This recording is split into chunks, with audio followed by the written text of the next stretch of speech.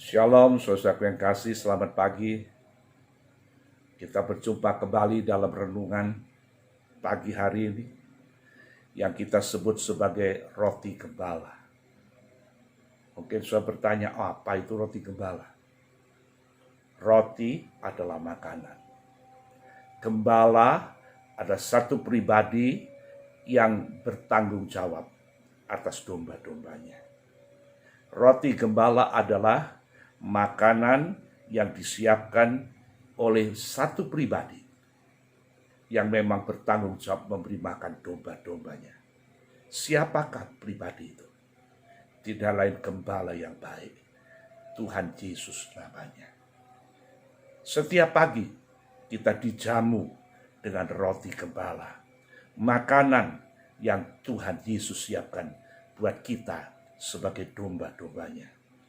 Kami sebagai hamba-hamba Tuhan, kami hanya mengolah, memasak bahan-bahan yang Tuhan sudah siapkan. Kami menangkap lewat rema yang Tuhan berikan. Dan kami mulai menyusun sebagai satu renungan. Dan saya bagikan kepada saudara, sehingga setiap pagi saudara bisa makan makanan rohani. Sekali lagi saya katakan, itu bukan karena kami hamba Tuhan yang memberi makan kepada saudara, tetapi gembala yang baik, Tuhan Yesus namanya, Dia yang memberi makan saudara dan saya. Puji Tuhan. Oleh sebab itu, lewat keterangan singkat saya pagi hari ini, jangan kita mencuri kemuliaan Tuhan. Yang pantas untuk terima kehormatan dan kemuliaan adalah Tuhan Yesus sebagai gembala yang baik. Karena Dialah saudara dan saya terpelihara setiap hari dengan makanan-makanan rohani. Amin. Saudara, pagi ini saya ingin menyampaikan pesan Tuhan buat kita. Buat kita semua yang mendengar rekaman ini. Yaitu, Tuhan mau saudara dan saya tidak hidup dicekam oleh ketakutan. Berulang kali sudah kita dengar. Dikatakan suatu Timotius, Allah memberikan kepada kita bukan roh ketakutan. Jadi kalau sampai hari ini masih ada anak-anak Tuhan yang hidupnya dicekam oleh ketakutan, saya mau katakan, ini bukan rancangan Tuhan. Bukan. Karena Tuhan merancangkan anak-anaknya setiap hari hidup bersukacita, hidup damai sejahtera, hidup penuh pengharapan, hidup beriman, bukan hidup dalam ketakutan. Kenapa? Tuhan bilang jangan hidup dicekam ketakutan. Karena Roma pasal 8 ayat 37 di situ katakan, tetapi dalam semuanya itu kita lebih daripada orang-orang yang menang oleh Dia yang telah mengasihi kita. Firman Tuhan katakan dalam semuanya itu. Dalam semuanya apa? Dalam semua masalah, dalam semua persoalan, dalam semua kesulitan, dalam semua ancaman penyakit, dalam semuanya itu, saudara. Firman Tuhan bilang, kita akan lebih daripada orang-orang menang. Artinya, kita boleh menghadapi banyak masalah, persoalan, kesulitan, apa saja. Tapi firman Tuhan bilang, sebagai umat Tuhan, sebagai anak Tuhan bilang, kita akan keluar lebih dari pemenang. Oh haleluya, lebih dari orang menang. Kita adalah pemenang-pemenang, saudara. Ya. Oleh sebab itu, Tuhan mau pesan buat kita.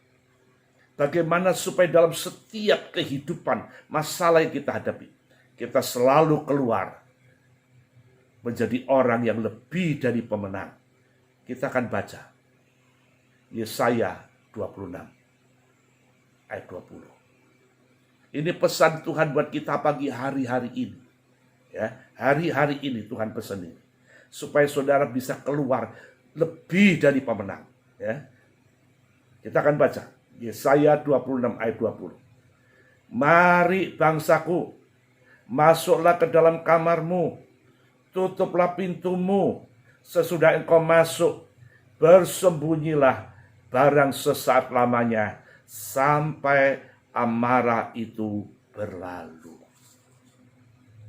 Tuhan berkata, mari bangsaku, masuklah ke dalam kamarmu, tutuplah pintumu sesudah engkau masuk.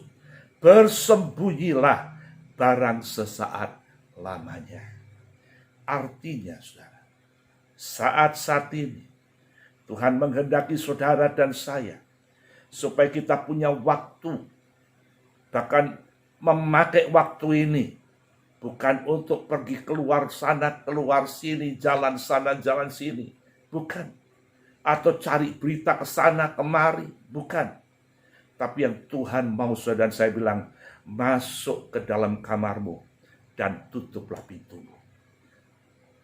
Tuhan mau minta saudara, ayo kita belajar menyendiri dengan Tuhan.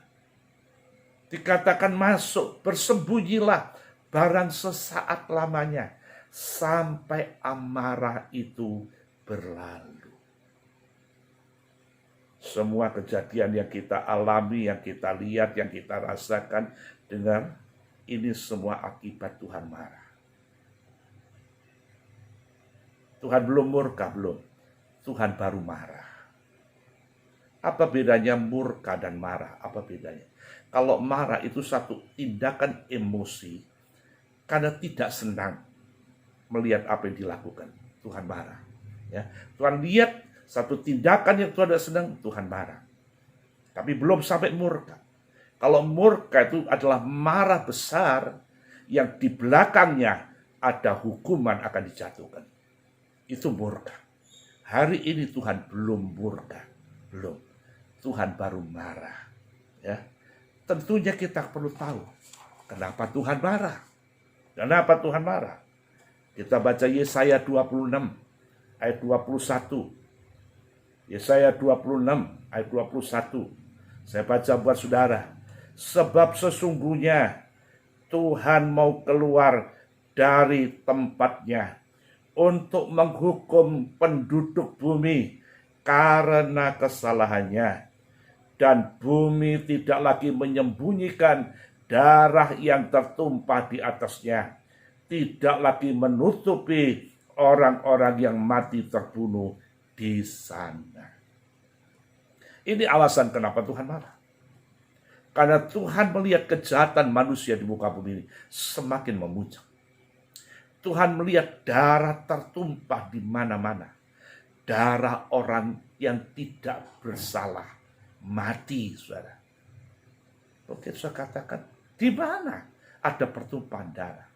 Kalau kita mencoba menoleh ke belakang sebentar, dalam peristiwa-peristiwa kerusuhan, dalam peristiwa-peristiwa perkelahian, dalam peristiwa-peristiwa kejahatan di jalanan, dalam peristiwa teror, dalam peristiwa-peristiwa yang lain, saudara, bahkan yang paling banyak adalah aborsi, menggugurkan bayi dalam kandungan. Itu adalah pembunuhan. Karena Tuhan lihat kejahatan manusia membunuh sesamanya seperti membunuh hewan. Makanya Tuhan marah. Tuhan marah hari ini. Ya. Dan di waktu Tuhan sedang marah inilah, Tuhan pesan buat saudara saya. Tuhan pesan buat saudara saya. Sebelum Tuhan akan beritahu kepada kita apa yang kita harus lakukan, saudara. Tapi Tuhan pesan buat kita pada pagi ini. Karena Tuhan ingin memperlengkapi kita. Tuhan ingin melindungi kita. Tuhan ingin menyiapkan kita untuk satu pekerjaan besar di hari yang akan datang. Ya, Tuhan mau saudara dan saya di saat Tuhan sedang marah ini. Tuhan bilang, masuk kamarmu, tutuplah pintu, bersembunyilah barang sesaat lamanya. Apa yang kita harus lakukan? Bukan kita tutup pintu dalam kamar, kemudian kita santai, ya, kita tidur-tiduran, kita buka HP, kita mengunduh berita-berita, entah itu berita dari medsos tentang virus atau apapun, atau dari berita-berita artis dan lain-lain, atau main game, atau main yang lain-lain. Bukan itu, bukan itu.